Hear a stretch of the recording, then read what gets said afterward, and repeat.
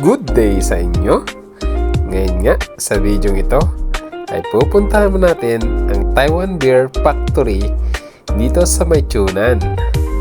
At ito, bandang hapon kami bumiyahe kasi mainit na naman dito sa Taiwan.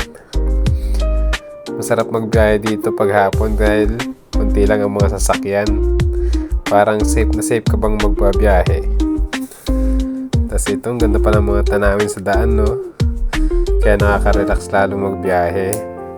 At ito, winelcome na kami ng isang bote ng Taiwan Beer. Ayan. Napakaganda ng factory ng Taiwan Beer, oh. Kasi yung istaka ng Taiwan Beer, ang lalaki talaga.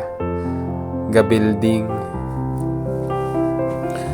At yun, oh, may playground pa sila na pwede mong pagtambayan pagkahapon o di kaya umaga. Meron din sila dito mga area for picture taking. Ayan, yung bote ng Taiwan Beer, ginawa nilang heart para makapag-pictures kayo pag pumunta kayo dito. At ito, yung bote ng Taiwan Beer, mas malaki pa sa building. Lasing ang mag-iinom nito, sigurado. Ganda pati ng kulay. Makulay yung pintura ng mga building dito. Nagsisilbing parang tourist spot or picture background na nagpapaganda sa picture.